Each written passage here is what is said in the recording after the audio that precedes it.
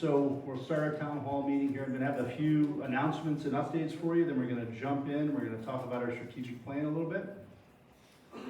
And we'll take some questions after that. So, without further ado, let's jump into it.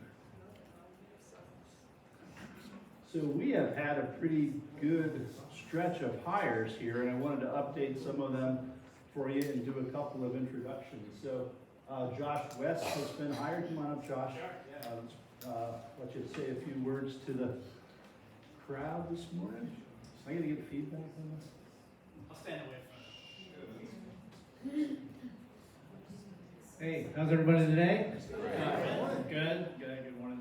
Had the pleasure of meeting a fair amount of you and working with you on some projects.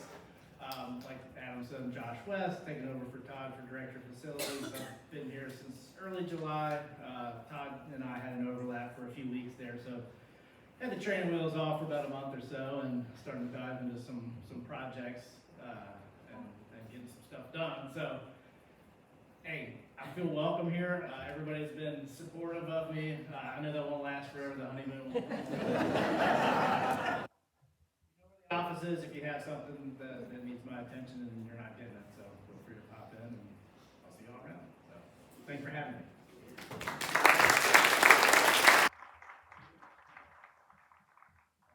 So we also have Lauren. Is Lauren here? No. Lauren Lechtenberg has joined us as the Life Enrichment Coordinator, and Kevin Brookman has joined us as our groundskeeping supervisor. And effective Monday, Audrey Stogenberg, I think I got that,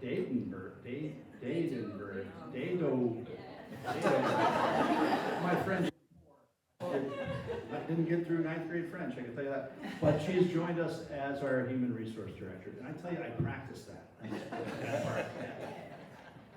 Hello. So I'm Audrey. I've been here for 3 days. My training wheels are very much on. Hopefully for another month or so.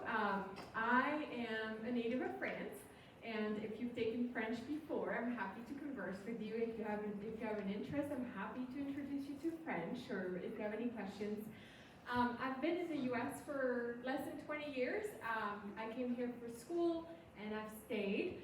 My background is in education. I'm a former educator. I used to be in a classroom in higher ed institutions, and then switched into resource development and grant management. And for the past 10 years or so, I've been in human resources. I worked in the industry of manufacturing, so this is very new to me. I will be bringing in hopefully innovative strategies for us. I do not live in Lexington. I commute from the Roanoke area. I am very, very happy to be here with you, and I look forward to getting to know all of you. Thank you.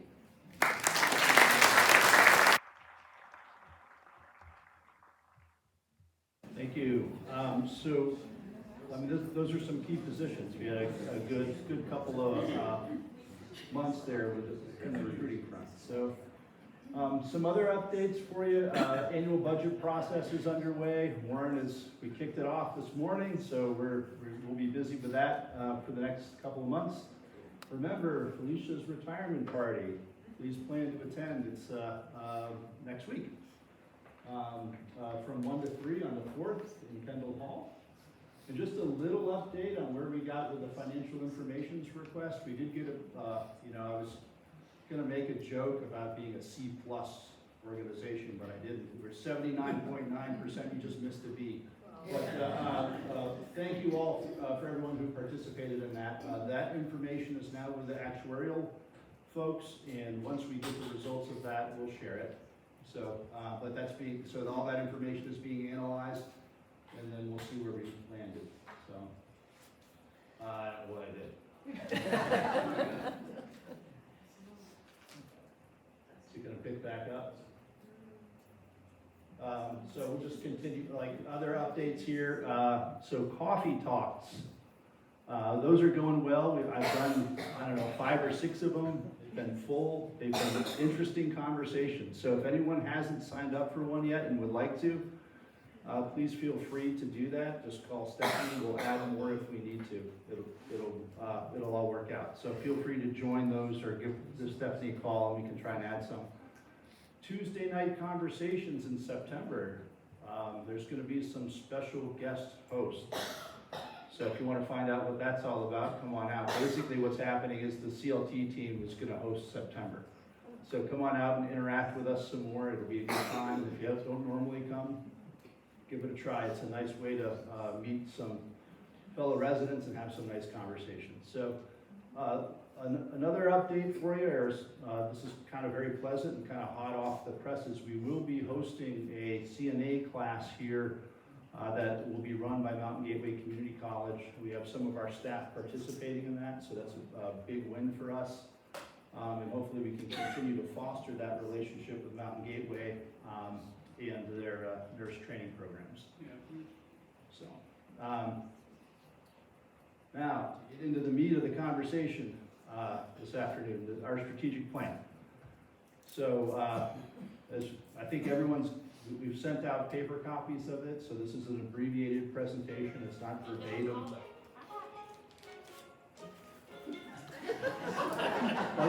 We're going to go through, we'll just kind of jump into it here.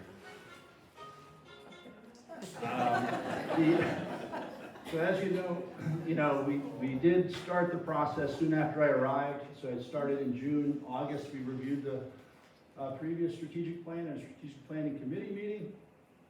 October, we had a board retreat, and we spent some time looking at kind of strengths and weaknesses of the organization and where we might make some improvements. Out of that, we did spend some time with TKC looking at current market trends and initiatives that's out there in the senior living world, and followed that up with about 7 months of really hard work, writing, rewriting, reorganizing thoughts that kind of drove us into the idea of the 4 pillars that you've seen in what we've handed out to you. So what's not getting a lot of press, really, or conversation, is the fact that we did make some adjustments to our mission statement. So you can read it here. One of the key adjustments was really kind of recognizing the fact that staff was not recognized in our previous mission statement. So we did add that in there purposefully. So, but this is available for you to enable older adults to live with dignity and vitality in a forward-looking and caring community grounded in Quaker values, strengthened by the mutual support of residents and staff. That is our current mission. And these are the 4 pillars. So I think I feel like people are relatively informed about this. We've had about, like I said, 5 or 6 small group conversations with these coffee talks, and people have asked some questions about this. So I feel like many of you have read it, but basically Pillar 1 is strengthening staff culture. Purposefully, Pillar 1, we want to make sure that our staff recognize the fact that we need a stable workforce, we need an engaged workforce, and we need an innovative workforce. So we're going to be working hard on that. Ensuring operational excellence is Pillar 2. Comprehensive cognitive care, Pillar 3, and expanded living options is 4. So jumping into this, Pillar 1. And each pillar is designed with initiatives underneath it. So, if you look at Pillar 1, strengthening staff culture, the first step that the first thing we're gonna start working on is our onboarding process, right? So, the process of how we bring people into the organization, okay? From the time of from engagement to interview to hire to onboard, to onboarding and orientation, and then onboarding through the job. So this has been something we've noticed has been kind of like an area where we're kind of operating out of kind of in a desperate space, right? It's like, how quickly can we get someone to the floor, engaged in the job? What we do want to do is look at how we're bringing them into our community and how we're introducing them to the culture. So we do need to spend some time with this and spend some time helping develop it. And I think we have buy-in from our hiring managers and our core leaders to say, let's take a pause and make sure that we're bringing people into the organization in a way that's comfortable for them and that they recognize what our values are and who our contingency groups are. So we have to do a little more education up front, and we do think that that will help us a great deal in the long run with retention. So the next is really doing a benefits analysis, a salary and benefits analysis. The thought being that if you aren't offering competitive wages and good benefits and sometimes creative benefits, you're really not going to get people to talk to you anyway.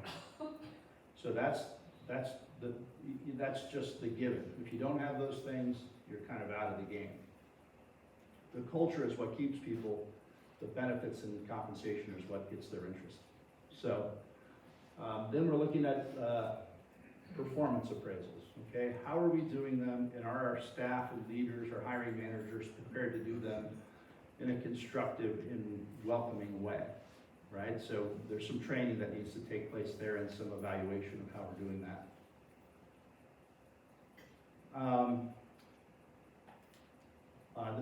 Evaluating and adjusting marketing, how are we bringing people in? I mean, I think, and then launching public relations campaigns for recruitment. These are kind of aligned within, there's internal and external marketing pieces that we want to look at, but, from an external marketing piece, the people that if you look at the labor market, the people that we really want to attract already have jobs. So how do we let them know that we're a good employer and that they're welcome to apply for jobs here? So we have to let people know that we have jobs. There's passive ways to do this, and there's active ways to do it. And I think when we're really looking at the passive ways, that's just publishing that you have a vacancy, right? We've made some corrections in that process over the last month with sponsorship of postings, and it's had a great effect. We've had, I think, roughly, don't hold me to this, I don't know if Clint's in here, but I think we had roughly 20 CNA applicants over the last couple of weeks, which is big for us. From a couple of months, we had 0. Right, so that was an adjustment in a passive marketing process. So that's pillar 1. Pillar 2 talks about operational excellence. So, this talks a little bit about not what you do, but how you do it, right? It's equally as important sometimes, often, I should say, maybe more than sometimes, maybe always. So, really what we're asking department heads to do is get at least 3 measurable operational excellence indicators, or KPIs, key performance indicators. Adopt a benchmarking process for that, and that could be related to industry standards, or it could be related to affiliates. Communicate them. So once we're able to identify them, measure them, and benchmark them, we got to share the information with residents, each other, and their board. The other part of this is really looking at our relationship with our community, our greater Lexington community. I think that that's a valuable step for us. We want to be an outwardly facing, welcoming part of the greater Lexington and Rockbridge County community. We've done this already in some creative ways. You may have seen some of the work we're doing with Connections Plus, hospice. We're doing some grief support groups. We're doing some dementia support groups here on campus. So we're going to continue to look for opportunities and different partners to partner with to achieve this initiative. And then also, many of you probably have seen in the past, we've done community impact reports, and it's just really getting back to the practice of doing those on a consistent way, with a deadline of having one out by the end of December each year. Now, pillar 3, and this is related to how we're handling cognitive care.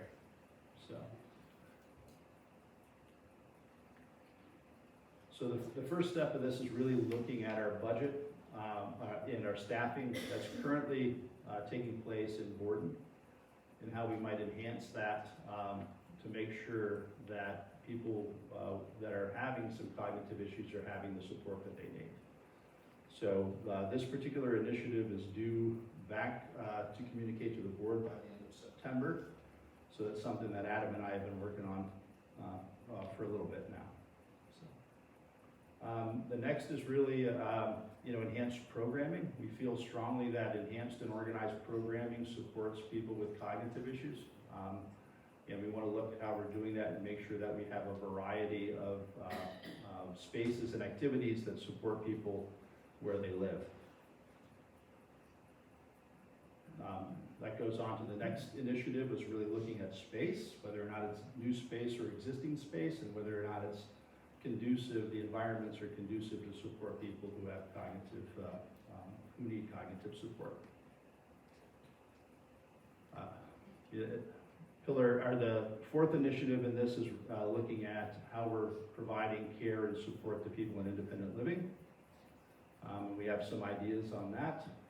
That we'll work through, and developing an internal and external communication plan for the work that we are doing would be the end of the plan. So this is a great initiative. I think it's a smart one. I think that the need for this type of support is going to increase over time, and for us to get kind of organized around it and get a little more creative on how we're providing care, and also looking at it through the continuum. So a lot of talk about what we do in Borden.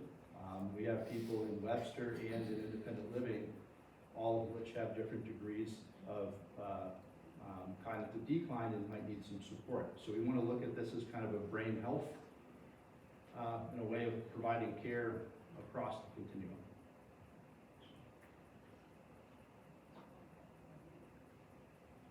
The last initiative in the plan is related to expanding expanded living options. It really has three key pieces to it. So that's really developing a comprehensive campus master plan, looking at expansion of independent living options, and analyzing the feasibility of a middle market option. So the middle market piece, I think you should kind of think about separating that out a little bit. That's towards the end of the 3-year plan. To begin talking about it, our main focus really was going to be on our existing campus initially, and that's in the master planning and development piece.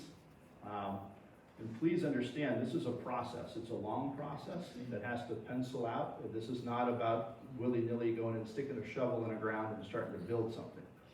This is going to take some time to analyze, and it's going to be a thoughtful process. So there's language in there, if you read the plan closely, that says, we have to be watching our densities, we have to be watching the quality and beauty of our community, and then ultimately we need to kind of decide how this pencils out. Like, originally it starts off with math, right? Not bulldozers.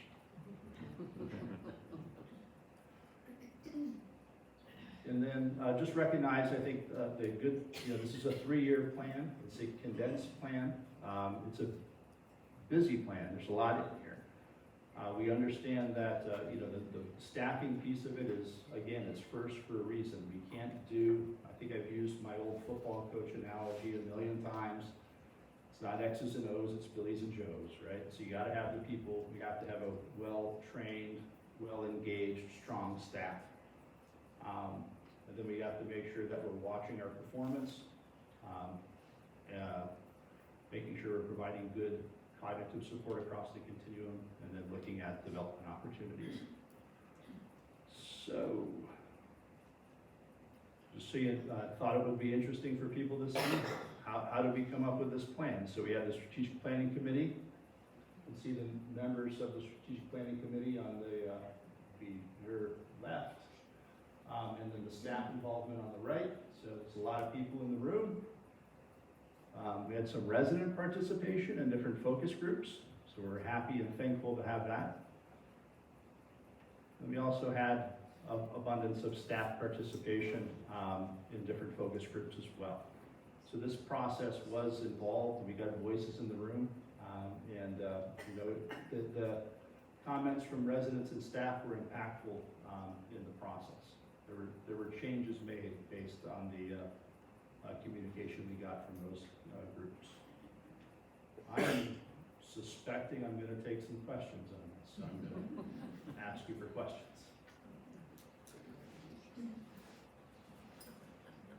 Questions? No, none? All right. Let's go. No. I didn't expect you to ask a question. The other thing we would tell you is that this is not a plan that's just gonna sit on a shelf and then, 2 years from now, we'll say, what did we do? There'll be ongoing monitoring of this. We have a strategic planning committee that is functional, and they will work with Adam and staff to monitor progress, and we'll make adjustments along the way. We're very aware that we don't know everything, and there's things that probably will happen in the next 3 years that we don't know about today that will cause us to make some adjustments in all of this, be it timetable or whatever. So we just want you to know that the board's gonna be active in not managing it, but overseeing it and supporting it and making adjustments where we need to. So it's gonna be an active plan. Yeah, I think I might add to that, what you don't see in, in the information that's been provided are the Gantt charts and due dates for all these initiatives. So this has been planned out and it's deliverable. There's dates that have to be, that we have as goals. We're gonna have a work plan. We're gonna work on these things. We'll communicate along the way and plug away at it. But there's definite due dates for each initiative. The idea behind this plan is that it's short, concise, and measurable. At the end of it, we'll be able to say, did we achieve this or did we not achieve it?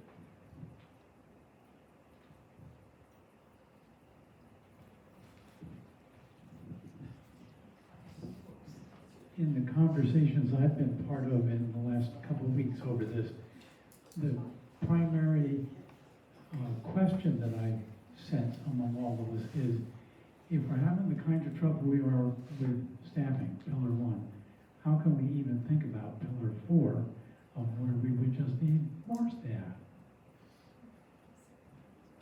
It's a good question. So where are we having staffing problems would be my answer. Nursing. We probably wouldn't be changing the nursing model very much. But when we're dealing with Pillar 1, that should be working to stabilize our nursing staff. We have to stop the revolving door and entice people to come in. Stabilize our nursing staff, but if you look at it both ways, I mean, if we had to hire more maintenance or housekeeping, which would be needed for independent living or maybe dining, I think we've had the ability to do that. And we'll see. We don't know yet. Got to evaluate it.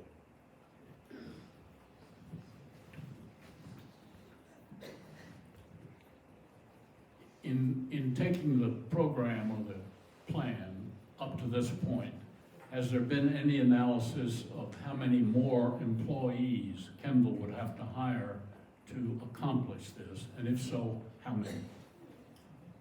So I'll kind of answer the question this way. We have to do the analysis, determine what you're going to do to determine how many additional staff you're going to do. That's the whole penciling the process out yet. That's part of the master planning process. So you don't know if you were looking at, I assume you're asking about Pillar 4. All of them. Okay, well, the analysis is for the cognitive care piece. That's the first initiative in there. It's to figure out what kind of staff you need to do this. We're in the process of doing that now. What that looks like to us is if we can, number one, it's meeting the initial schedule demand that we have for our CNAs. I don't know if everyone realizes this. When we talk about nursing staff, we're really talking about the staff, the CNAs.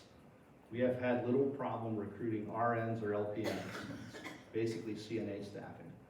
If we can stabilize that piece and get our current staffing ratios where we budgeted them for CNAs, we feel like additional life enrichment staff and potentially additional dining staff would be the way we would stabilize that cognitive care piece. That's the only thing we would need in that initiative.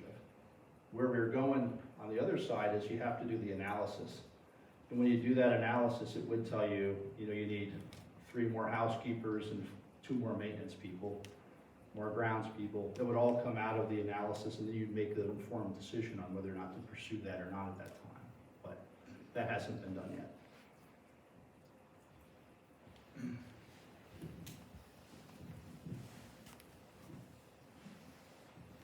What happened with the 20 CNA applicants that came in? Great question. If people didn't hear what happened with the 20 that came in. A bird in the hand and 1 in the bush, right? Or 1 in the bush and 2 in the hand, or however that goes.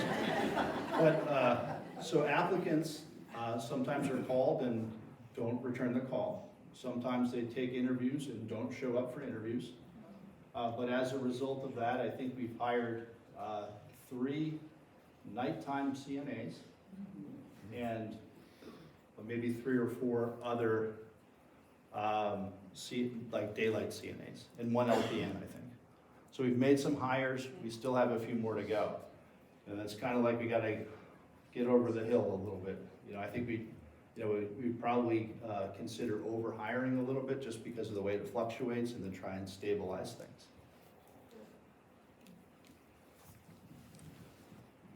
Obviously, resident input has been sought thus far.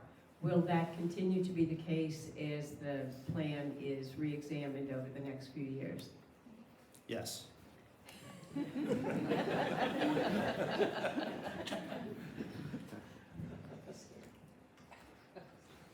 I think for most residents, Pillar 1 and Pillar 4 are important, the most important to us. Pillars 2 and 3 are your problem.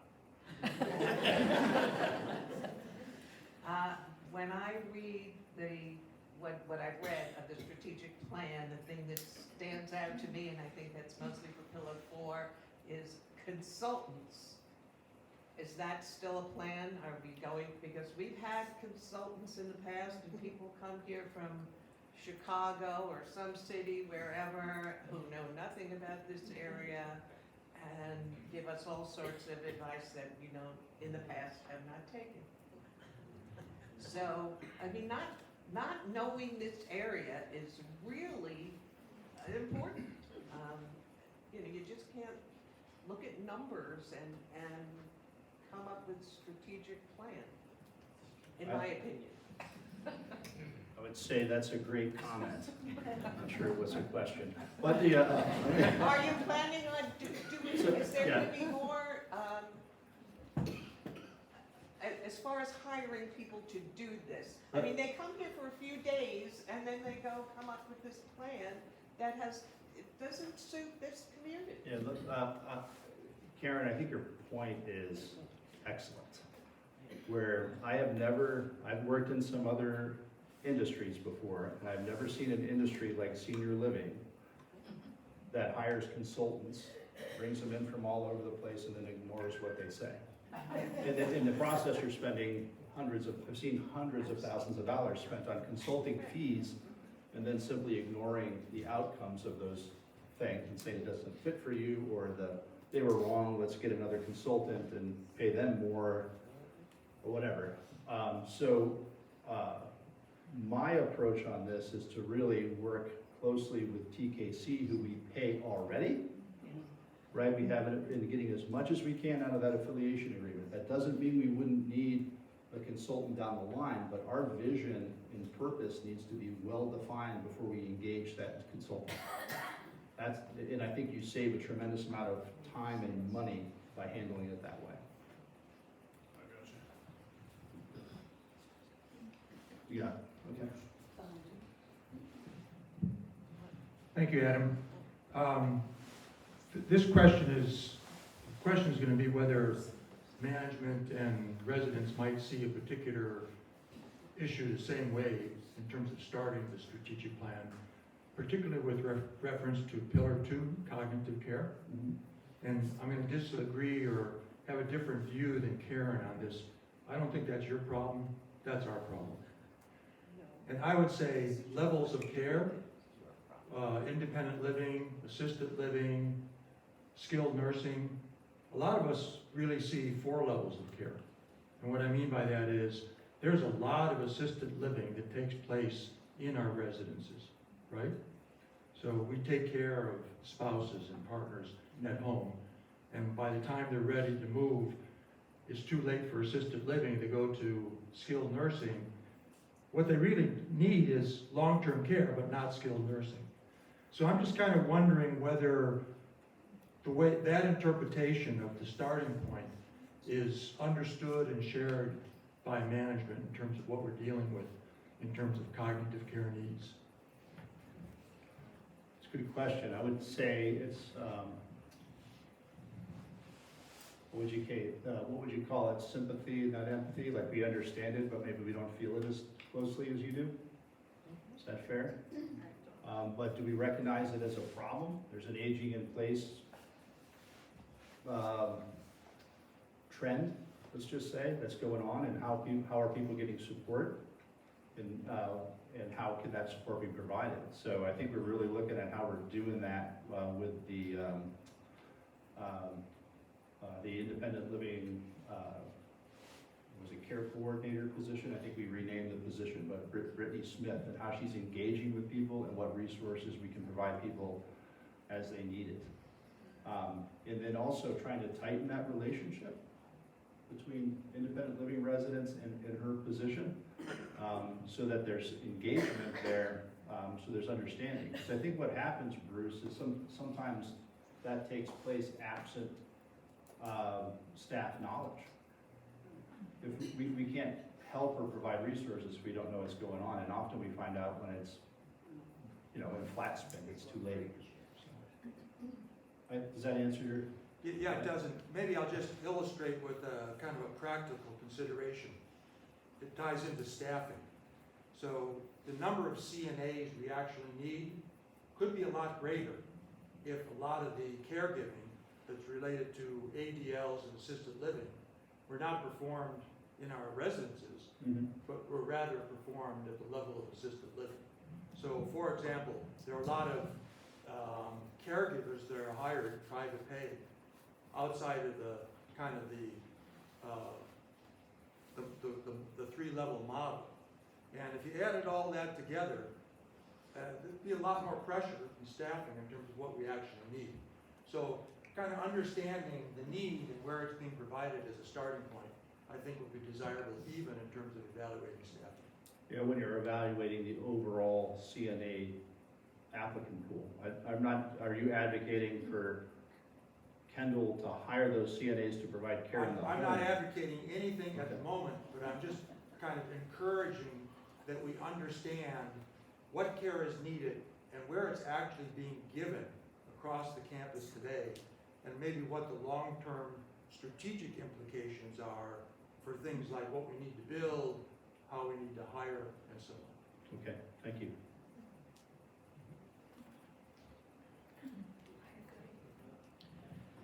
I recently talked to someone from Westminster, Canterbury, and Charlottesville, and she was talking about the contract that facility has with University of Virginia Hospital and medical staff. And I was wondering if it's, I know that Tech has started a medical school that is closely associated with Carilion, and Carilion has a strong presence in this town. I was wondering if we've explored the possibility of incorporating some of that training that Carilion is doing through Tech into our program as well. Do you know if this is nursing related or is it physician related? I do not know. But I do know that Westminster Canterbury has scored 2 gerontologists every day of the week. So, there's some potential there. Maybe. Right behind you. Maybe you can hear me. I was in nursing, and I know that especially with a CNA is where any part of your conversation. Lexington's housing is extremely expensive and beyond the scope of a newly hired CNA. I don't disagree. I mean, many of you know my story. I'm currently renting a house, but I'm looking in the market. It's a tight, expensive real estate market here. I mean, I think if opportunities present themselves for us to figure out ways to support that, that's good. I think also, this was a similar issue in State College when I worked there. And we worked hard with the borough during times where they were really working on developing workforce housing. And when they were doing big student housing initiatives, they would require the development of some workforce housing pieces. And then what they found sometimes, I'm not gonna say with certainty, is that people live in the community that they want to live in.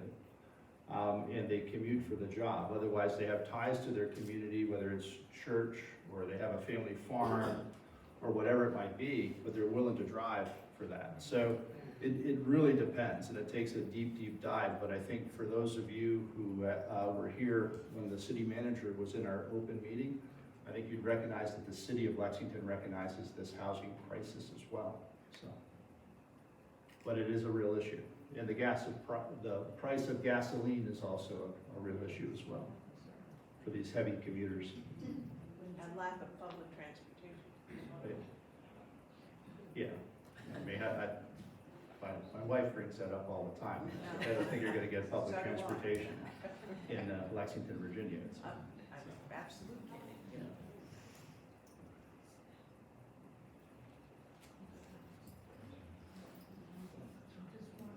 Wondering about 600 wing, it's been empty for years. Sure. So the question was really kind of an update on 600 wing. That's tied up in staffing. We will work to, put patients in those rooms as soon as we can get adequately staffed. And we're on the cusp. Seems like I've said that 5 times, I've only been here a year. So it's a fluid issue. When Vassar was here, and did the program that she did and so forth, there was a lot of emphasis on what the need was going to be, how many people are turning 80 this year, next year, and the year after. I have a concern that it's too easy to fall into the trap of believing that somehow we can solve all of that. This will kindle. And I would hate to see our attitude go toward let's do more and more and more because there are more and more and more people. It would certainly change the culture here to try to do that, I think. So I don't know what my question is, except have you all considered that we really cannot be all things to all people? Well, no, you can't. Thanks. Any other questions or concerns this afternoon? Yes. Adam, I'm very concerned about why we have problems with staff retention. I obviously COVID was a big problem nationwide, but aside from that,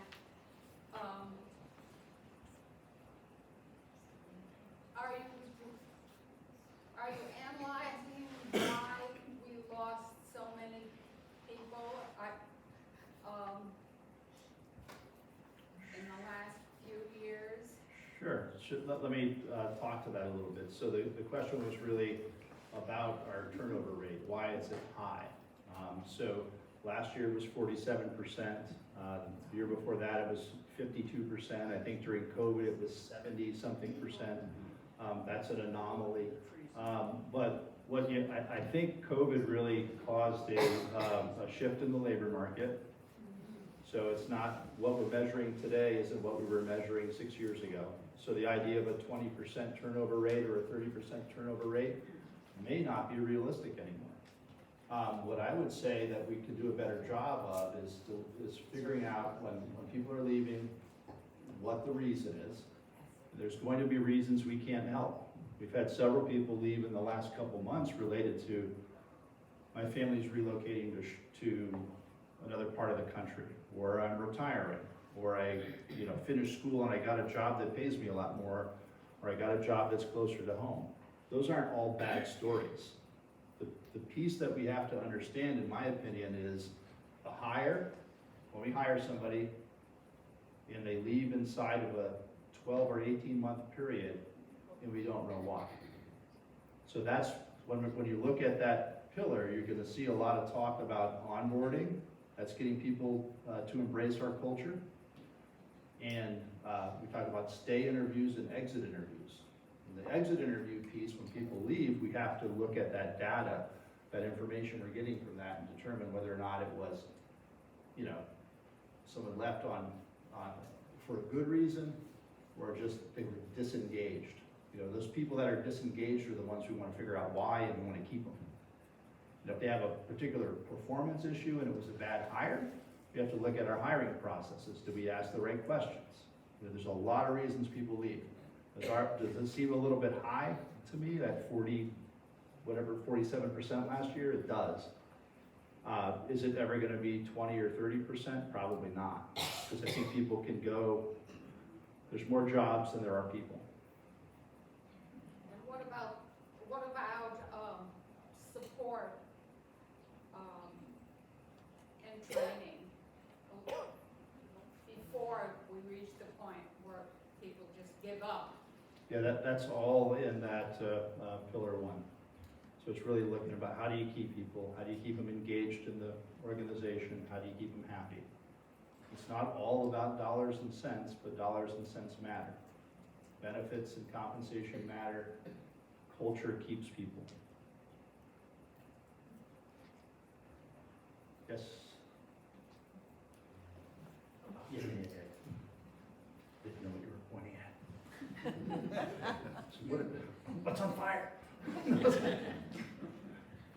Just a comment to follow on to that interchange.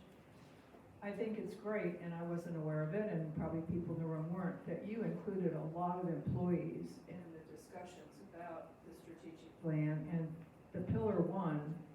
If you bring people in who work here and tell them that they have a role in what the future of this organization is, I think that's very important, and I'm glad that that happened. Thank you.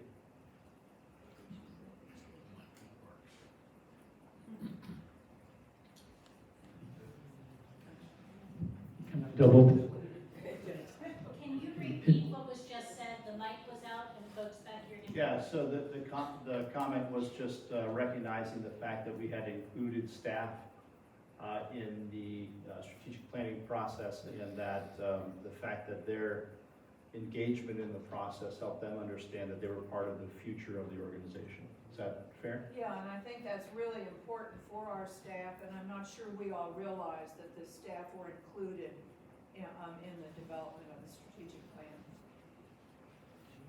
Okay, then my second question is sort of curiosity. We talk in pillar one about selling Kendall to prospective employees, and we talk about selling Kendall otherwise to prospective residents. What kinds of interaction between HR and marketing have we got, or should we have? It should be tight. So, well, I don't know, we got a brand new HR director. Probably not yet, but so my expectation is this: we have a talented marketing, a group of talented marketing people here, and support from the system, the Kendall system. The manner in which we market ourselves to residents, the vehicles might look different, right? But the messages could be the same, and we already have the talent pool built into it. So it's really, you're right, that you get marketing and HR to work closely together, and you develop a process that says this is a special place to work. Same way that we developed a process that brought people here to think it's a special place to live.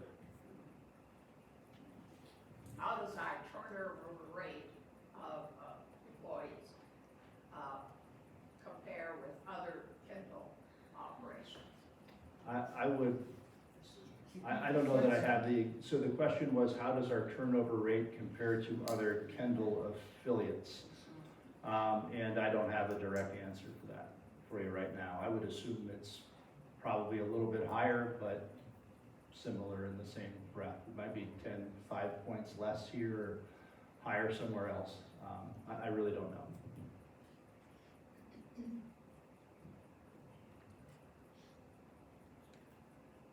All right, I'll hang out up here for a little bit if anyone has any more questions. Thank you for your time.